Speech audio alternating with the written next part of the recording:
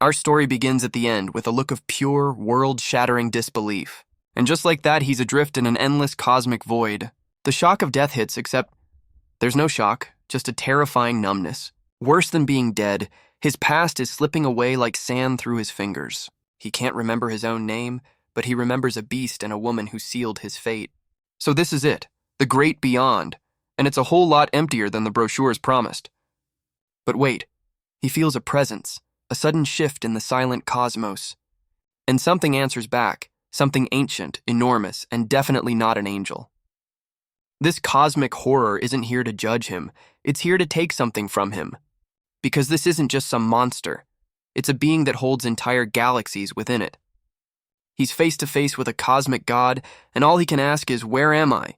The entity drops a bombshell. It's the void itself, and it literally pieced his soul back together from scattered fragments. So he gets a brand new soul, and his first reaction is a sarcastic thanks. Classic. But this new soul comes with a terrifying side effect. He can't feel a single thing. And here's the catch. The void doesn't want his gratitude. It wants a mysterious seal hidden inside him. The only problem? He has zero memory of any seal or anything else for that matter. Turns out his death accidentally bonded this cosmic artifact to him, and now he's being told to just reach in and grab it. He's supposed to reach within his soul, but the guy doesn't even have the instruction manual for that. But when a tentacle god tells you to do something, you don't argue. You just do it. He focuses, and a strange light erupts from his chest, unlocking the secrets he never knew he had. He didn't just unlock a secret, he activated a full-blown game system, and it comes with his old name, Noah Brown. This so-called seal is a source of infinite potential, and it's now permanently fused to his very soul. But there's a problem. Even the cosmic god admits that separating them now is nearly impossible. And Noah's reaction to this all-powerful being's dilemma? A deadpan. Guess that's too bad. So the void switches tactics, offering a new deal, help it get the seal, and in return, he gets a second chance at life. But Noah, ever the smartass, has to ask the one question you never ask a cosmic horror. The answer is simple and brutal. Refuse, and the void will just take his soul by force. And not just take it, but shatter it completely to salvage whatever power it can from the seal. Faced with total oblivion, Noah just laughs, realizing he has absolutely no choice in the matter. So naturally, he asks the ancient soul-eating entity if he can speak to his lawyer first. The void drops another bombshell. This isn't a contract, it's a battle of wills. Noah immediately calls out the cosmic scam. How can a mortal trust a god in a deal where the god holds all the power? The entity's response is ice cold. You can't. And just like that, the system forces a choice while his memories fade away. He's not just losing memories, he's forgetting what it feels like to be human. With his finger hovering over the yes button, he asks the one question you should always ask. What's the catch? But in a stunning move, he clenches his fist and hits the cosmic god with a hard, "I refuse." Then he goes on the offensive, demanding to know why an all-powerful being is even bothering to ask for permission. The void seems almost amused by his defiance, right before it decides it's done playing nice. In an instant, shadowy tendrils erupt and bind him, proving that no was never really an option. And just when he thought things couldn't get worse, the void goes straight for the throat. The void makes it crystal clear. His opinion was never part of the equation. He struggles with all his might, but he's just a man pulling against the entire night sky. The cosmic god lays out the new terms, be its puppet or be its sacrifice. And just like that, the system pops up with a brand new, non-negotiable contract. But even with his soul on the line, Noah's answer is a resounding, get lost. The void decides if he won't break his word, it'll just break his spirit instead. It dangles the ultimate prize in front of him, become a god, worshipped by all. But Noah's not interested in being a god if it means being a monster's pet. And in a shocking twist, the all-powerful entity stops and asks him to name his price. Suddenly, the tables have turned, and the man with nothing is the one holding all the cards. Noah finds the ultimate loophole in the cosmic fine print. He doesn't just negotiate, he demands control of the pact, promising not to rebel for now. The void scoffs, reminding him it could wipe him from existence in a heartbeat. And Noah hits back with the coldest line in history. You would have done it already if you could. The cosmic god actually smiles, admitting a mere mortal has outplayed it at its own game. The system confirms the deal, and his reward is a transformation so intense it tears him apart. He's not just getting new powers, the very essence of the void is being woven into his soul. The system announces his rebirth is complete, but something unknown has awakened inside him. With the deal sealed, he's cast out of the darkness and sent plummeting towards his new life. And just like that, he's summoned to a new world called Arendir, where his second chance is about to begin. He's not just summoned, he's hailed as a god by a creepy-looking cult. But our newly minted god wakes up with a cosmic hangover and no idea where he is. The cultists are absolutely floored because their summoned being just dropped a curse word. They quickly decide he's not just some random guy, but a powerful entity testing their faith. So they do what any self-respecting cult does. They bow down and prepare a welcome gift. And that gift is a woman, bound and helpless, waiting on a sacrificial altar. Welcome to Arendir, Noah. Your first mission, accept a human sacrifice. And just like that, the guy who couldn't feel anything a minute ago is feeling pure, unadulterated rage. Before he can even process it, the executioner draws his blade, ready to get the ceremony started. They're not asking for his permission. They're about to end a life right in front of him. He's reeling, with no memories and no plan, desperately searching for a way out of this nightmare. And just in time, the system chimes in with its first incredibly helpful piece of advice. Run. He can't believe it. This isn't just a new life. It's a whole new game with rules he doesn't know. The quest is simple, direct, and leaves absolutely no room for misinterpretation. But then it hits him. These guys don't see a confused man, they see something else entirely. He realizes they've mistaken him for a god, and in a flash, a dangerous plan begins to form. So he decides to play the part, demanding answers from the very people who summoned him. The cult leader reveals their dark bargain. They offer him a life in exchange for a single favor. He puts on his best angry god voice, even as his inner monologue screams about how bad his acting is. And it works. The cultists are terrified, scrambling to appease the Great One they've clearly offended. He's panicking on the inside, but on the outside, a plan is forming. If you don't have information, you make it. He decides to use his brand new system to get a look at who he's dealing with. First up, the cannon fodder, Abyssal Cultist. No stats, no level, just a big fat question mark, totally useless. But the woman on the altar isn't a victim, she's a flame warden, and suddenly this isn't a rescue mission, it's a recruitment. He needs a distraction, and just like that, the system gives him a dangerously brilliant idea. He opens his inventory and finds a single starter item, a mysterious scroll courtesy of the Void. To the cultists, he's summoning a divine artifact from thin air, and they are absolutely eating it up. In reality, it's just a welcome letter from the Void, basically the terms and conditions for his new soul. So he does the only thing a fake god can do. He holds it up and declares the sacrifice is off because he's claiming the woman for himself. He stares them down with all the authority he can muster, and the cultists don't dare question their new master's first command. The cultists are freaking out because Noah just broke the #1 rule of their dark religion, so he shuts them down with a single word and strides forward like he owns the place. He approaches the woman not as a god but as a co-conspirator in a deadly escape plan, and in a whisper he reveals the truth. He's just as clueless and terrified as she is. He lays out a desperate gamble, play along and he'll get them both out of this alive. Then he puts on the performance of a lifetime, declaring the woman is now his puppet to command. And just in time, the system identifies the real threats in the room, the cult's leadership. The plan works a little too well, and even Noah is shocked when the Flame Warden rises to her feet. The cultists are completely fooled, but their leader sees right through the act and screams the truth. He's just a human. The god act is officially over, and the cult leader gives the order to take him down. With his cover blown, Noah's first instinct is to shield the Flame Warden from the cult's wrath. He shoves her out of harm's way, and in the chaos, a single key clatters onto the stone floor. And just like that, the powerless human unleashes a fury that takes everyone completely by surprise. The first attacker is down, trembling in shock at the sheer ferocity of this so-called mortal. But he freezes, his eyes locking onto the one thing that matters more than revenge, the key.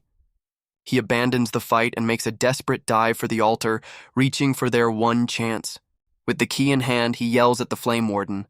This isn't a rescue, it's a team effort. She's on her feet, sword in hand, and Noah's first reaction is to flinch. Did he just arm his own executioner? But she's not his enemy. She's his new partner, and they're about to face the entire cult together. The cultists aren't waiting for an invitation, and the first wave charges in for the kill. He's barely human, but the cultist's dark magic grabs him like he's nothing. And from the shadows, a new enemy grins because Noah just walked right into a trap. His second chance at life lasts all of 5 minutes before a cultist runs him clean through. He watches his HP plummet, realizing his brand new soul is just as fragile as his old one. The blow sends him flying, and for a second it looks like the story's over before it even began. Down and defeated, he can only watch as the executioner raises his blade for the final strike. But just as the sword is about to fall, he feels a sudden searing heat at his back. Because his so-called partner just decided to join the party, and she is not taking prisoners. Noah can only stare, realizing he didn't just free a victim, he unleashed a powerhouse. With her hands ablaze, the Flame Warden steps up, ready to burn the entire cult to the ground. She doesn't just fight, she erupts, turning the entire chamber into a blazing inferno. The cultists who were so confident a second ago are now just fuel for her fire. She unleashes a swirling vortex of flame, clearing the battlefield in one devastating sweep. The cult leader has seen enough, deciding if you want a job done right, you have to do it yourself. But he's not aiming for Noah. He's going straight for the real threat, leaving our hero bleeding out on the floor. But Noah isn't done yet, and with his last bit of strength, he grabs the fallen blade. And in a stunning move, he intercepts the leader, delivering a decisive blow from behind. The big boss goes down, not in a blaze of glory, but from a fatal miscalculation.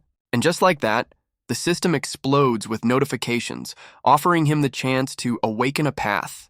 But all the new skills in the world don't matter when your HP is about to hit 0. He's bleeding out, but his eyes lock onto a single, impossible notification.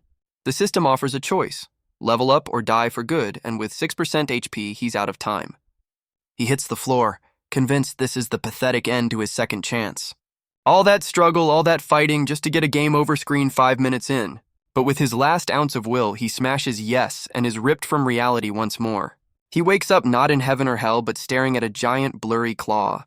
His astral space isn't some cosmic realm. It's a neon-lit arcade claw machine. And for the first time, a flicker of a memory returns, a ghost of his forgotten past. But he's not alone, because a mysterious voice tells him he was expected. And just like that, he meets the manager of his soul, a guy named Dylan who looks like he works in cosmic IT. Noah wakes up in a cosmic arcade and immediately goes on the offensive, demanding answers. But this isn't some tentacle god, it's a guy in a tie, and Noah's first question is if he's here to mess with him too. The cosmic HR rep just wants everyone to calm down so he can explain what the hell is going on. Turns out, this is Dylan, a being literally manifested by Noah's own subconscious, and he's blaming Noah for not giving him a last name. Noah's not buying the excuse for a second, right before Dylan confirms his worst fears. He's not a god. He's the Void's cosmic lawyer, here to manage the pact they just made. And get this, he's trapped in Noah's head because of the deal, and he is absolutely not thrilled about it. So, with a cosmic entity now living rent-free in his soul, Noah decides to check out his new digs. He realizes this arcade isn't just a room, it's the control panel for his own soul. And just like that, the system offers him a diamond premium package to choose his destiny, but Noah's still stuck on what the tutorial even means. Dylan lays it out with maximum condescension. This whole system is just magic, and Noah's too mortal to get it. So this arcade, it's literally the shape of his soul, and Dylan hints that it's not a random choice. And just like that, a memory breaks through. A piece of his past, an arcade he knew as a kid. But nostalgia doesn't answer the big question. What the hell is he supposed to do in the arcade of his own soul? Dylan pulls the "it's not my job" card, but admits Noah is a special case he's forced to deal with. So the cosmic lawyer gives him the most profound advice ever. Just press start.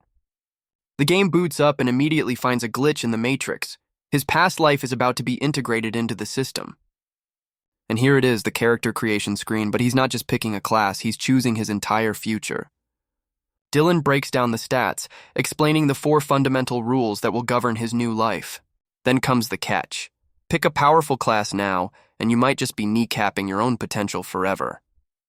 First up is the warrior class, a starter pack so generic it's practically a tutorial. He cycles through a dozen flavors of guy who hits things, and none of them are cutting it. So Dylan points him to the other machines because even the cosmic lawyer knows these starter options are trash. The next cabinet is for healers, and Dylan drops a not-so-subtle hint that maybe he should pick one, since he's currently dying. So he hits the button, hoping for a miracle cure. But Dylan crushes that dream instantly. Choosing a class won't heal him, it just means when he gets back, he'll have a few minutes to not die.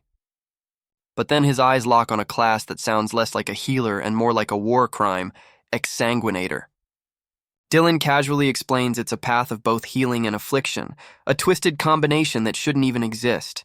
But Noah's not sold yet. He's got 2 more machines to check before he makes a choice that will define his entire existence. And in a stunning twist, the cosmic lawyer who doesn't care points right at the most dangerous option and tells him to pick it. He's offered a legendary class to be the Void's puppet, and his response is a hard pass. So he turns to the final machine, the one Dylan warned him about, with a look that says, "Let's get dangerous." He doesn't just pick one path. He picks 3 of the most volatile classes imaginable, and even his soul's lawyer thinks he's insane. He hits confirm, and the system's response is so immediate, so violent, it sends a jolt through his entire being. The machine doesn't just boot up, it unleashes a wave of pure darkness that spills out into the arcade. And those shadows aren't just for show. They lash out, grabbing him with a grip that feels chillingly familiar. And just when he's being consumed by darkness, Dylan pipes up with the 6 words you never want to hear from your cosmic lawyer. Turns out the awakening process is less of a gentle power-up and more of a soul-shredding ordeal. His very form begins to warp and twist, the power rewriting his existence in the most brutal way possible. And as he's dragged into the abyss, he has just enough time for some choice words for his so-called guide. The system doesn't just accept his choice, it shatters, unlocking 3 paths and a trio of deadly new skills. And with it comes a massive level up, catapulting him from a nobody to an F-rank threat in seconds. The system dumps a pile of stat points on him, a reward for choosing the most dangerous path. He snaps back to reality, still bleeding out, but there's a cold new fire burning in his eyes. He looks at the wound that should have killed him, and the system offers a dark solution: blood drain. He reaches down, and the blood on the floor surges back into him, patching him up just enough to keep going. It's not a full heal, but it's enough. He's back on his feet and ready for round 2. Meanwhile, the cult leader has the Flame Warden cornered, completely oblivious to the fact that the dead man just got back up. The leader's shadowy power slams into the Flame Warden, and Noah's only ally is about to be taken out. He gloats over his victory, completely unaware that his real nightmare is standing right behind him. But the Flame Warden isn't a damsel in distress. She's a one-woman army, and she's just getting warmed up. The cult leader unleashes a wave of pure darkness, aiming to snuff out her flame for good.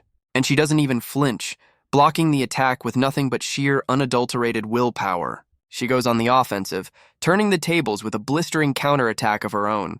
It's a full-blown boss battle, and neither side is backing down an inch. The entire chamber erupts as their powers collide in a cataclysmic explosion. Meanwhile, the system gives Noah a new quest with the most helpful optional objective ever: try not to die. He's got a pocket full of stat points and 3 brand new, terrifying paths to build on. He faces the ultimate gamer's dilemma. Go for a balanced build or dump everything into one stat and hope for the best. So he makes his choice. And while the Flame Warden holds the line, Noah's about to re-enter the fight as a whole new player. The Flame Warden gets thrown like a ragdoll but lands like a predator, ready to pounce. She doesn't need a weapon. She punches the floor and turns it into a volcanic eruption. And the cult leader's face says it all. He just realized he's no longer the final boss here. She follows up by literally throwing the temple at him, piece by rocky piece. Their powers clash in a cataclysmic boom, and for a moment, the entire world is just fire and shadow. And while the Titans are busy, Noah finds a fallen sword, deciding it's time for an upgrade. He's back on his feet, system humming, and he's about to introduce them to his brand new character sheet. But the tide turns again as his partner, Aurelia, is blasted back, and his only ally is in serious trouble. The leader turns to finish the job, completely oblivious to the real threat now standing right behind him. And just like that, the villain starts begging, revealing a new name, and a whole new level of power has just entered the room. He's got no plan, no power, so he pulls out the biggest bluff in history. He's an official emissary of the Void. The leader calls his bluff, but Noah's ready with Exhibit A, the welcome letter from his cosmic boss. That is the face of a man who does not appreciate being played for a fool.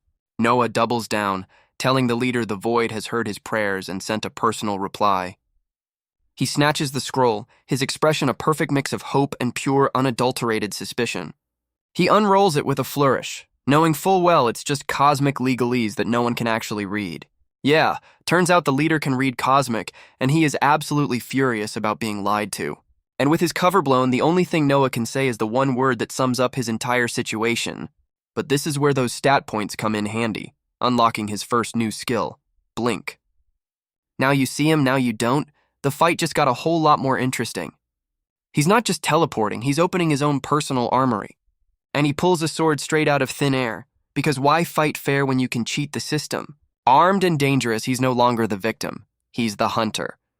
The leader throws everything he has, but Noah's new agility stat is working overtime. And just like that, the untouchable boss gets a taste of his own medicine. He's not just fighting, he's moving with a deadly grace he never knew he had. The leader stumbles, realizing the mortal he dismissed is now a genuine threat. But Noah's not fighting alone. He's just the setup for the real finisher.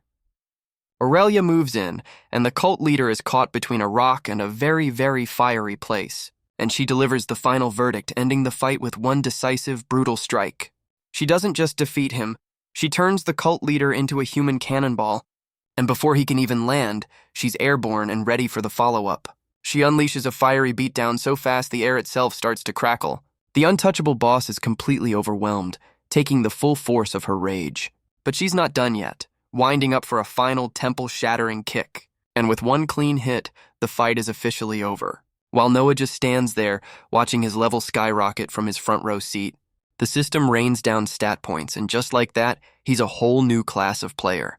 But forget the quest reward. A mysterious notification reveals something else just absorbed the boss's power. And Noah, completely oblivious to the new danger brewing inside him, celebrates his first victory. The victory party is cut short when his partner stands over him with a simple demand: answers. She hits him with the hard questions, but Noah, ever the charmer, just wants a thank you for the rescue. But she's not buying it, threatening him with a fiery fist and revealing she's been betrayed before. She cuts right to the chase, asking the one question that could get him killed in this new world. And her eyes narrow because in Erendir, being an outsider is a death sentence. So Noah makes a choice, and with two simple words, he confirms her worst suspicions. The interrogation intensifies as she grills him on every known faction, trying to place the man who fell from the sky. But Noah's had enough of the 20 questions, because he's just as lost as she is. And his honest confusion is the one thing that finally gets her to lower her guard.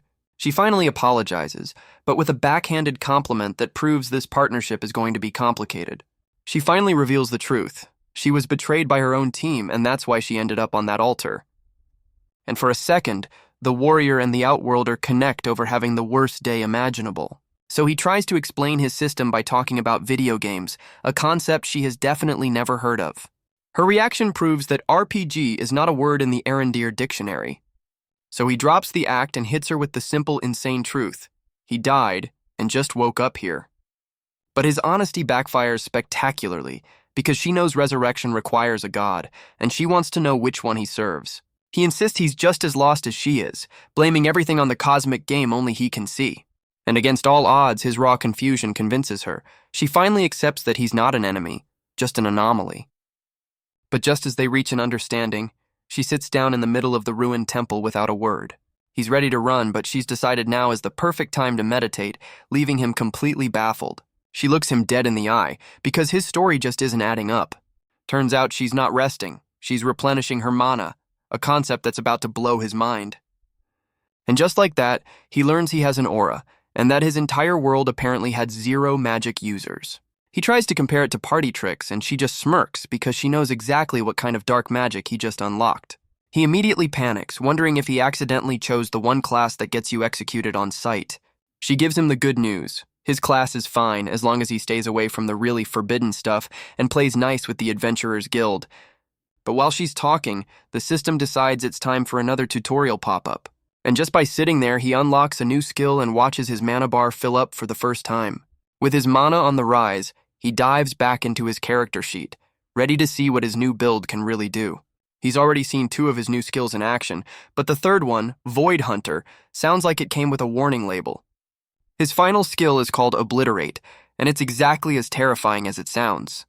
So of course, he tries it out immediately, only for the system to scream that he's literally draining his own life force to use it. And that's when he realizes his new class isn't a bug, it's a feature. A perfect synergy for a skill that kills its user. Meanwhile, his partner is fully recharged and ready to leave, completely unaware he was just test driving a suicide spell. They step over the mess they made, leaving the cult leader as a permanent part of the temple's new decor. But before they can leave, Aurelia spots something in the rubble, a piece of loot they almost missed. It's not just any treasure, it's a magical storage device, basically a bag of holding for your wrist. She tells him it's probably full of goodies, but they'll need to get to a city to crack it open. And Noah's already thinking like a true gamer. How can he get one of those for himself? But there's a catch. The item is blood-bound to its dead owner, making it a high-tech, magical paperweight. But while she's busy searching for a key, Noah's got a much better idea. He asks for the unopenable loot, and she tosses it over without a second thought. And just like that, the system offers him a cosmic cheat code, bypassing the lock entirely. He doesn't even hesitate. This is his world now, and he plays by his own rules. Meanwhile, Aurelia is still looking for a cellar key she is never going to find. Right before Noah pulls the exact key she needs straight out of thin air. He casually reveals he didn't just get the key, he got the entire dead man's bank account. And she's left speechless, realizing the rules of her world literally do not apply to him. So naturally, his first move is to ditch the bloody shirt for a brand new, slightly evil-looking wardrobe. He's got the look, he's got the loot, and now he's eyeing a new item that's probably 100% cursed. It's called the Ring of the Abyssal Eye, and yes, it's always watching. Aurelia confirms it's not cursed, just disgusting, and a massive power-up for his mana. He slips it on, and not only does his mana bar get a boost, but his entire system gets a surprise upgrade. And while he's distracted, Aurelia decides to do some aggressive housekeeping with the last cultist.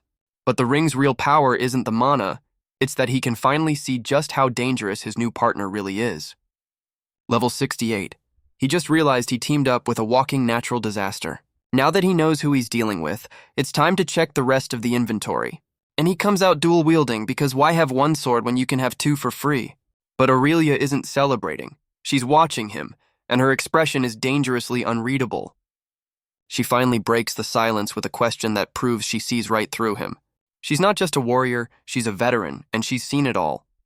He asks her why she fights, and she lists the usual reasons. But her real answer is far more personal.